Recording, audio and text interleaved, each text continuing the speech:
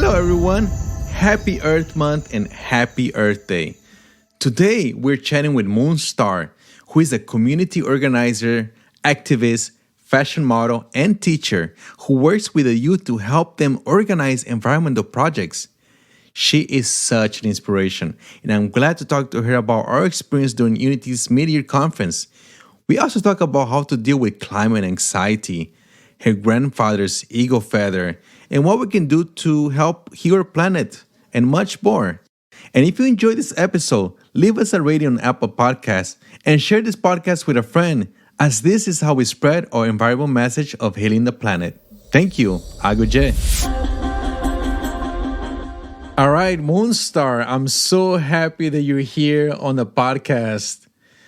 You are a fashion model, activist, teacher, mentor, motivational speaker, wellness advocate, community organizer, so many other things. But how do you define yourself? Oh, who am I? Wow, that's the question, right?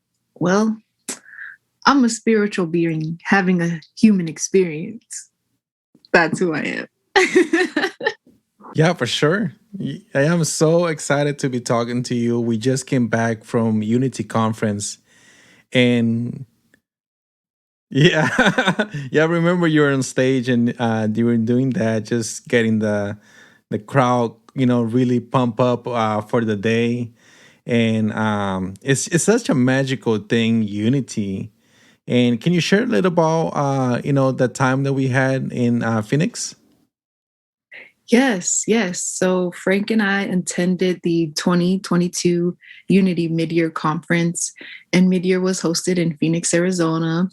We surpassed our expectations of a turnout. We had over 400 Native youth come from over 50 tribes. We were hosted in the Aboriginal homelands of the O'odham people.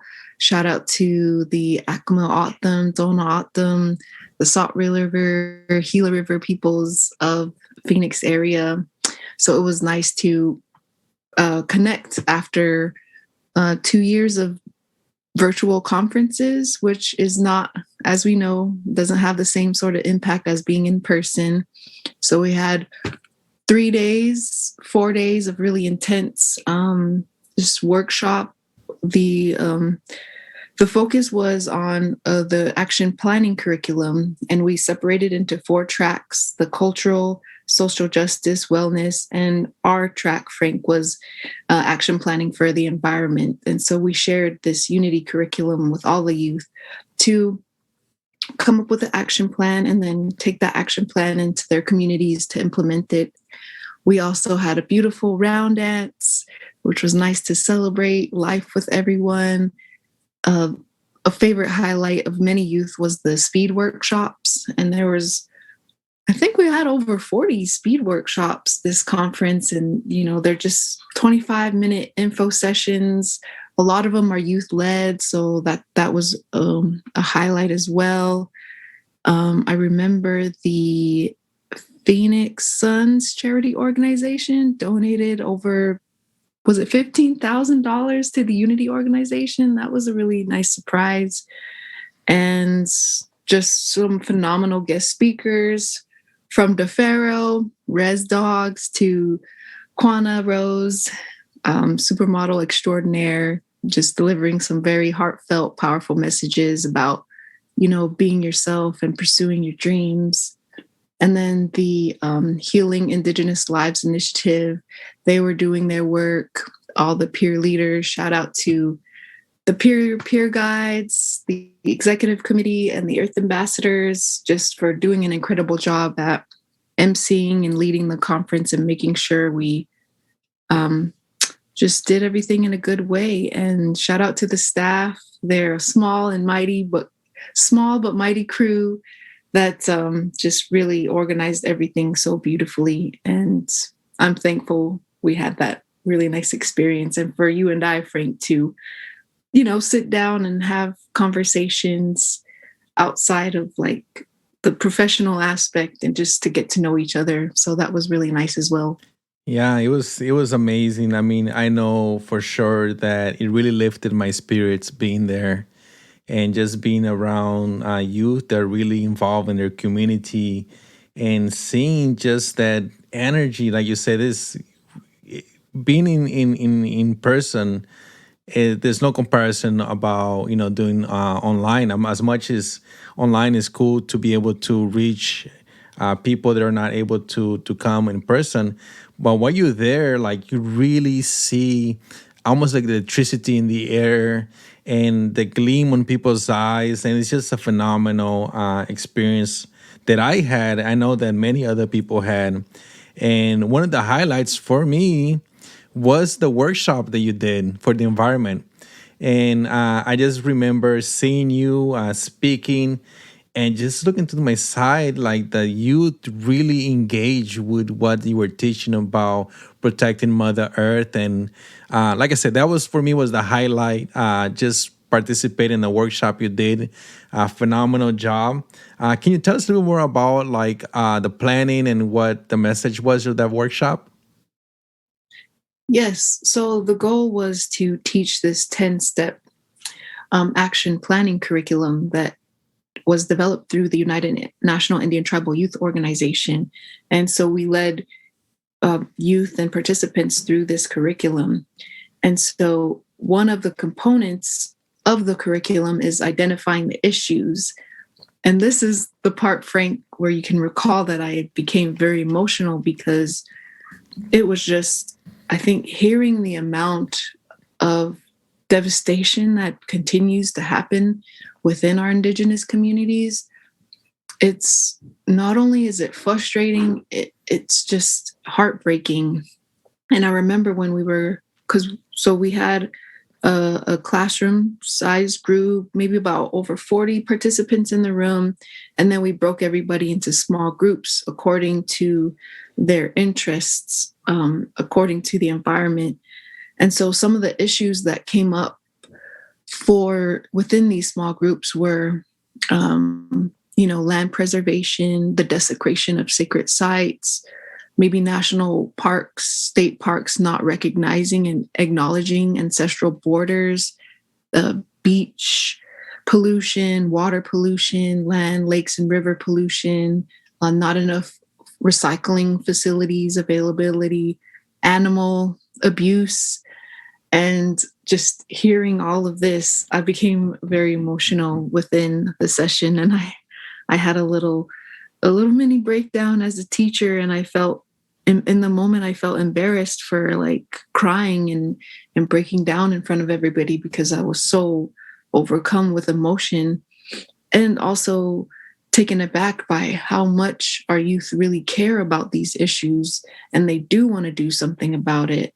And I just appreciated everyone within that setting allowing me some time to compose myself and just giving me that space to cry. And I tied it back to mental health because I'm also very passionate about advocating for mental health and just saying that, sometimes we get triggered in society, in the world, and sometimes we just need to have a timeout and it's okay to do that.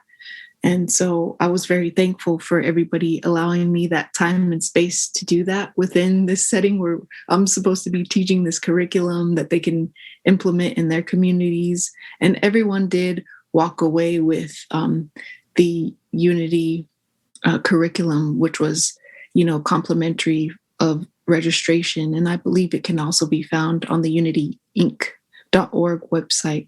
So it was 2.5 days of leading youth through this curriculum, and it was really intense at times. We had to put our thinking caps on and also not only think about the issues, but what are some possible realistic solutions to these issues. And it was nice to see some of the awesome plans and ideas that came out of this 2.5-day workshop.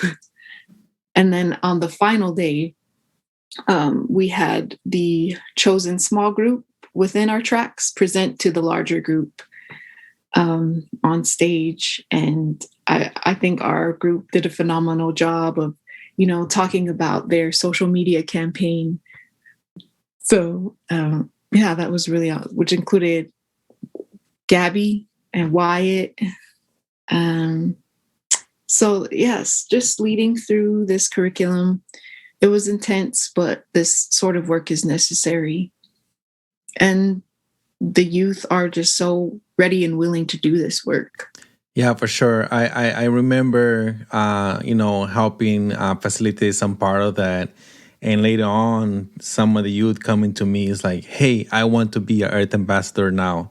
I'm inspired, I'm energized. And I think it really is about the love that you put into that workshop.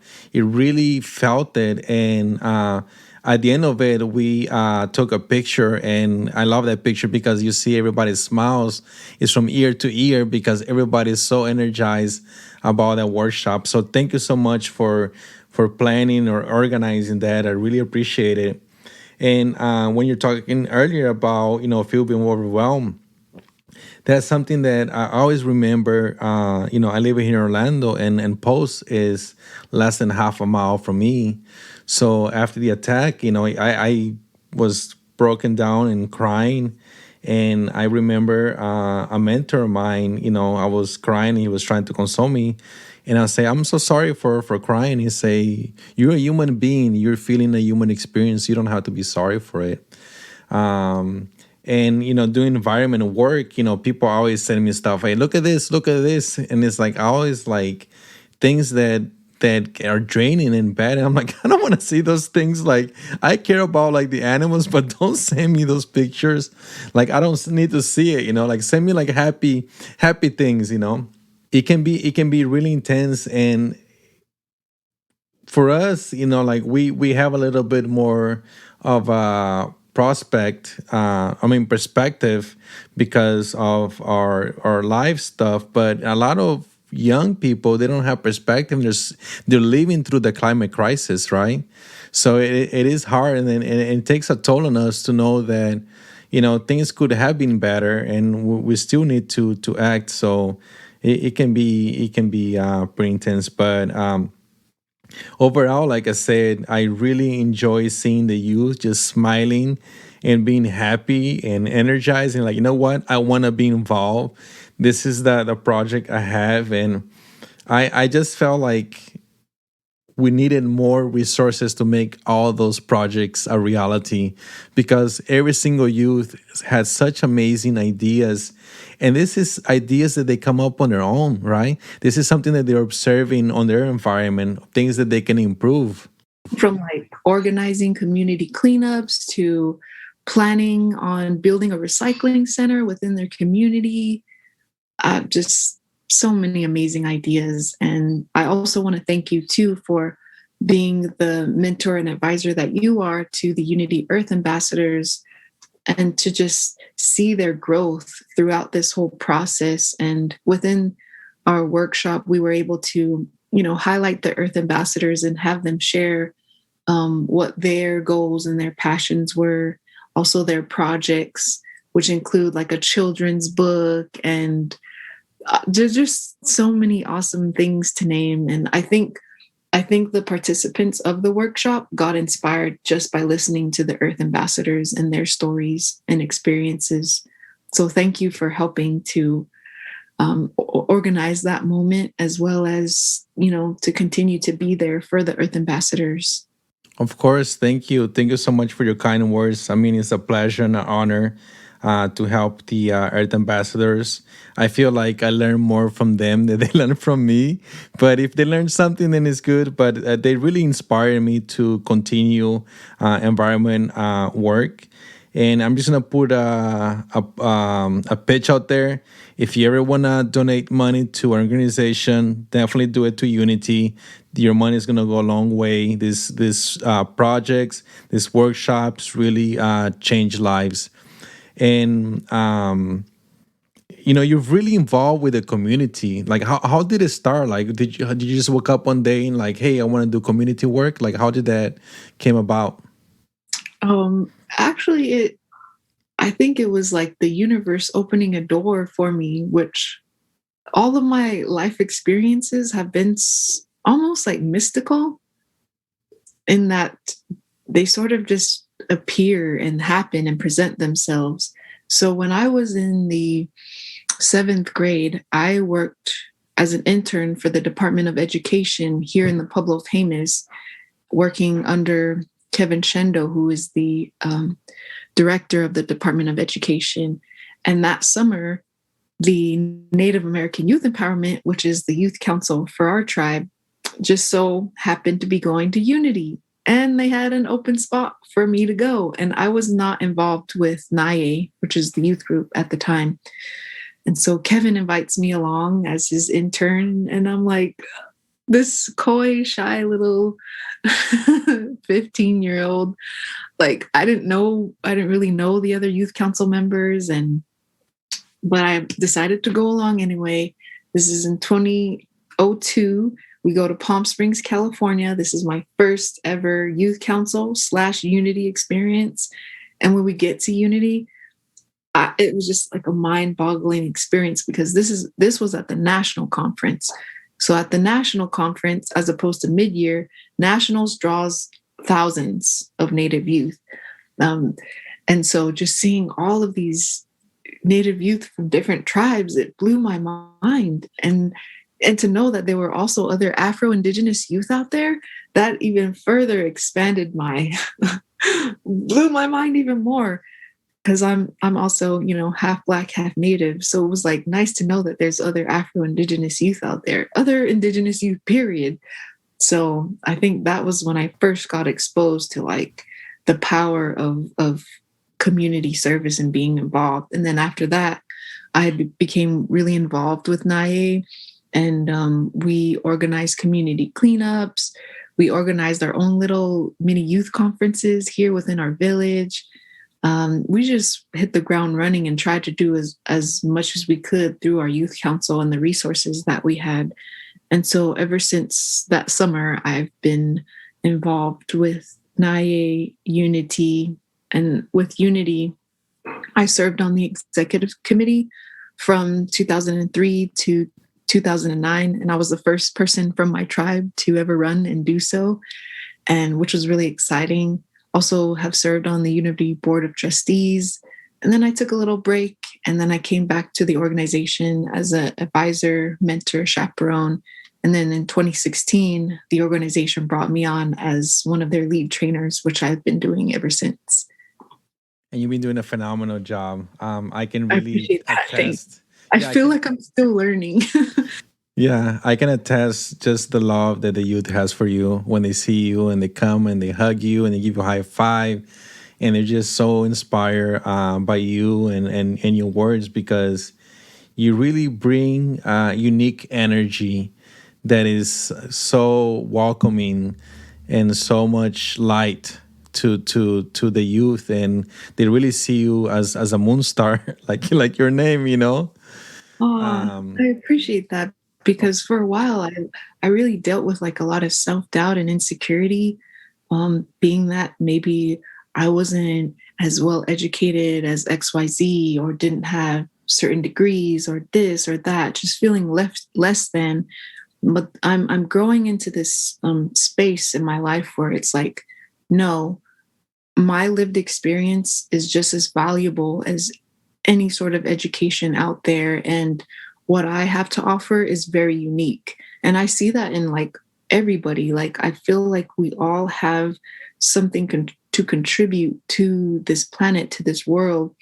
And it's very unique. Like, kind of like snowflakes, we're all unique in our designs and we all add to this beautiful tapestry, if you will, of humanity.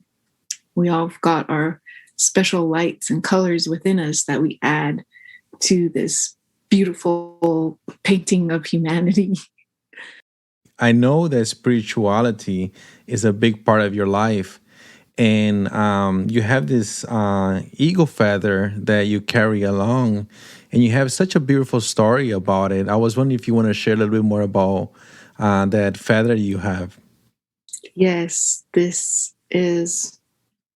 I carry my grandfather.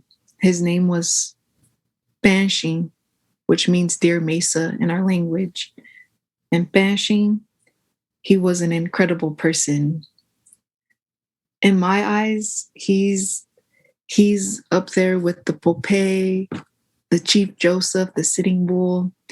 My grandfather, he was a spiritual leader. He was a part of our Pecos Eagle Society. He held a very prominent position within the society. He was an eagle catcher himself.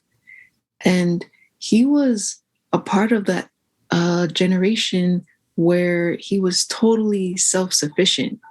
He grew his own food, he built his own homes, he could speak 5 languages. He could take a walk in the wilderness and tell you what each plant was good for. If you had a stomach ache, take this plant, make a tea out of it. If you had a headache, he could tell you all these different medicines just by looking at them. He was a very powerful man, and I'm very fortunate that I was able to spend some time with him before he passed on in 1988.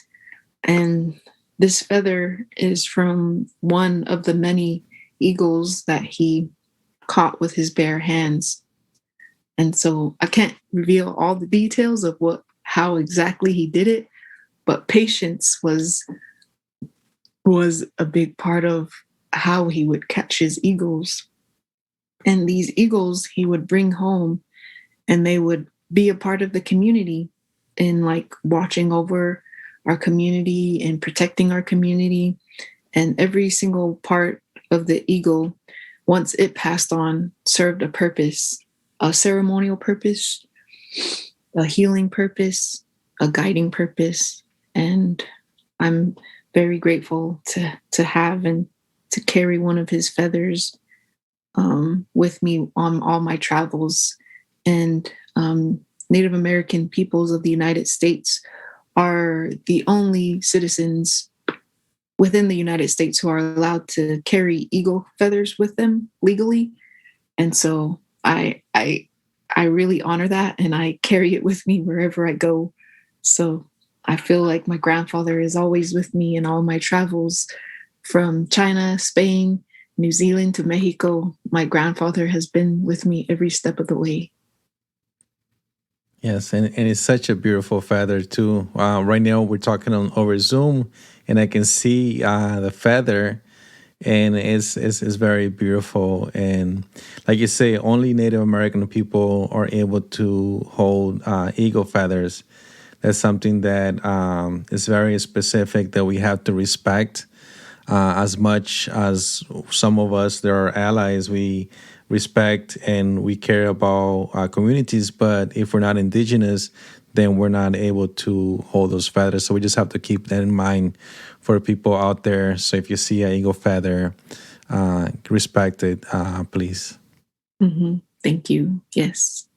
And I carry this feather with me to the different trainings and workshops that I've conducted, and I share these stories with the participants. And I just feel like once I hold this feather and I pull it out, there's like this sense of like respect that comes over everybody, because they know the significance of you know of ceremonial items such as an eagle feather, and there's like a very high regard and respect for such items.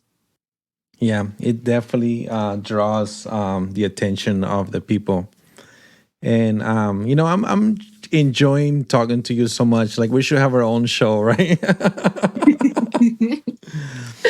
Absolutely. One thing is, people that listen to this podcast, they do want to help the planet. Some people feel very defeated.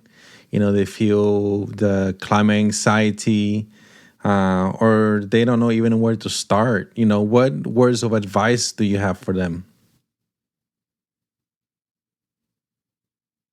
Being that I am a very spiritually guided person and I value prayer and gratitude, I think one of the most beautiful things that any person could ever do is express their truest gratitude for Mother Earth, like through prayer, through song, even just by sitting and admiring the beauty of Mother Earth. If you're in a city, take a moment to sit on a park bench and just sit by one of the tree relatives and like feel a sense of gratitude that this earth, this tree relative has been growing in this space despite the many changes of climate.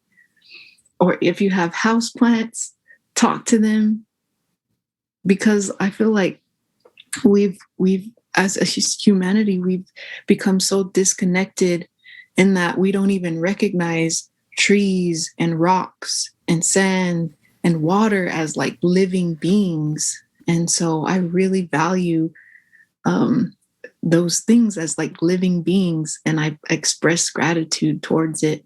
And I think another thing that we all could do is not only express gratitude, but continue to pray and for the things that we want for the earth. And I think in sometimes we don't value the power of prayer, but if you really think about what is prayer, if you think about it, like what is it to pray? To pray is just to send out energy. All prayer is for me, it's like it's that pure energy that comes from your heart, your soul, and you're emitting that frequency of goodness, and it's going to be received somewhere, somehow, and that energy is going to come back to you. So I would say express your gratitude for Mother Earth and all of the elements, and also to pray, to give thanks. Those are one of the most powerful things that we can do. And of course, taking action, this is always important. But to me right now, especially in a time where our village is just coming out of lockdown, and I couldn't really be out there organizing projects or doing what I wish we could have done during the lockdown because of social distancing, because of all these, parameters set by the CDC. It's like I just retreated and I went within. And I think learning how to sit with myself and be with myself and give thanks and gratitude, it has really made me into a stronger spiritual being, I think. And I'm just grateful. Even giving thanks for your food before you take a bite. You give thanks for the water that you consume. Giving thanks is it's so important for me in my daily walk. Yes, those are beautiful, beautiful words. And I know for a fact that scientists have proven that having uh, daily gratitude practice can improve your mood, can improve your happiness. And like you said, it can be so simple, right? Thank you, the water. Thank you, hydration. Thank you, this water to come back to my body, to give me life source. And it's, yes, we need to do that. We need to be more grateful for everything that the planet give to us. And I know that I'm grateful for you. So thank you very much for being on the podcast. It's it's been amazing talking to you, and look forward to having more projects with you, and talk to you soon too. Thank you, Frank. Peace and blessings to you and all the listeners out there all around the world. Thank you for taking the time. You could be listening to anything right now, but we appreciate you. Thank you so much. Te conozco.